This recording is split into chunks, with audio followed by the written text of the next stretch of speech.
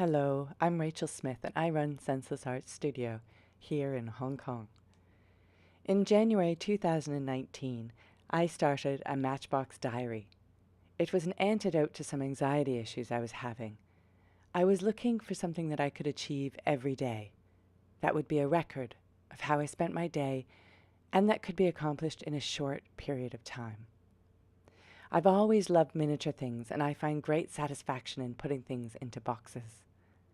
Finding matchboxes these days, though, is fairly difficult, so I knew I'd have to make my own. I found a few general templates online and then altered them to suit my own tastes. Here's the video of how to make the matchboxes. You can find the matchbox template on my website, senselessart.net. That's senselessart, all one word, .net. The paper I prefer is 216 GSM. I print out the design and then cut it out with a knife, not scissors. To make each box, I use a bone folder, a paper scoring tool, tiny clothespins, a metal ruler, pencil, contrasting paper strips, some PVA glue.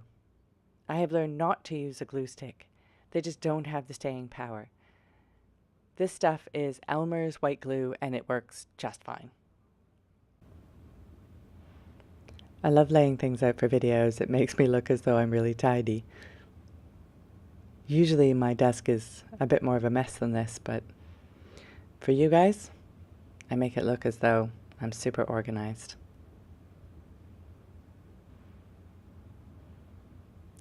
First thing you need to do is score the paper for the box. So it's 4 lines.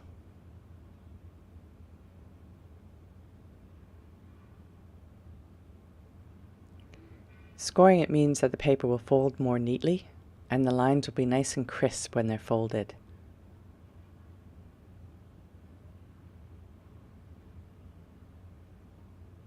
Once they're scored, put it to one side, pick up the next part. I have a little template because I don't always print things out. Sometimes I just make the rectangle for the box lid. So I need to cut the little corners off to make a neat corner when it's all glued together. And then I have a template that shows me where I need to score it. If you do just print it off from the computer, the printing lines go on the inside, so you don't need to worry.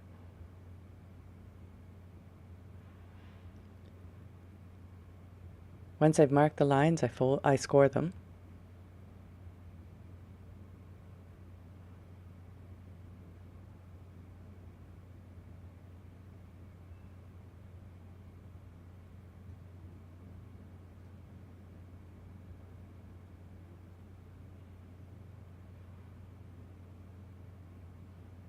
And then gently fold along the scored lines.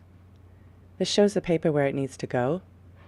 Once you've finished folding, use the bone folder to press down those lines.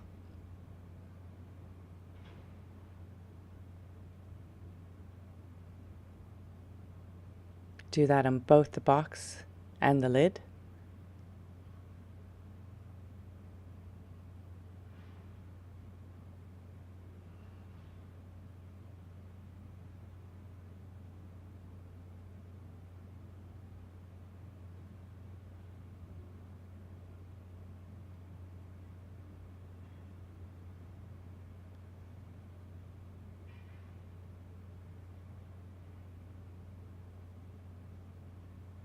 And then glue in the parts that are going to be folded over.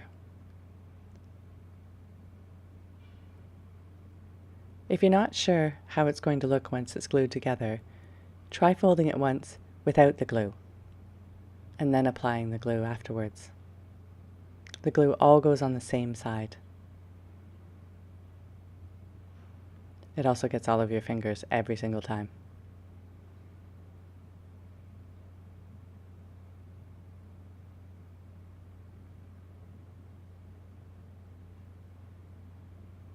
You fold the long sides first, and then the short sides just tuck in.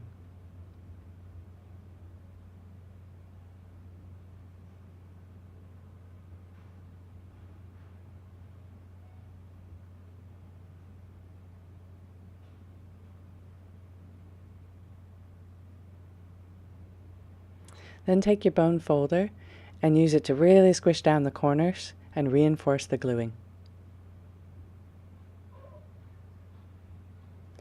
I like to use tiny clothespins to hold on to the long sides as it's setting, because that leaves my hands free to do the next part.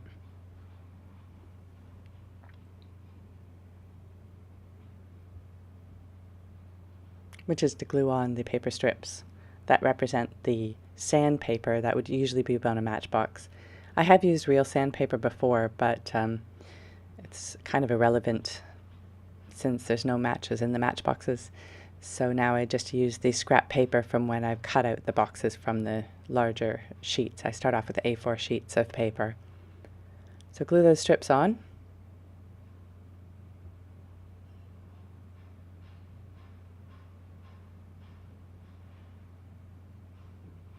And then I like to use the bone folder to reinforce them from the other side.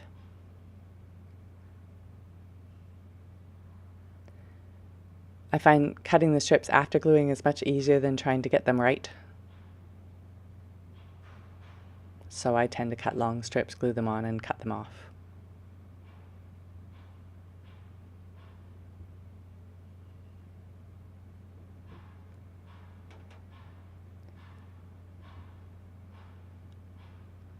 Fold and glue the lid to itself to make the sleeve.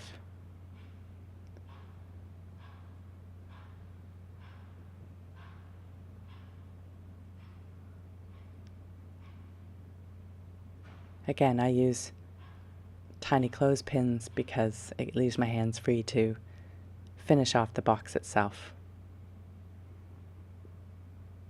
So undo that. The glue doesn't take long to set. Just check the corners are reinforced and nice and sharp, or as sharp as I can make them.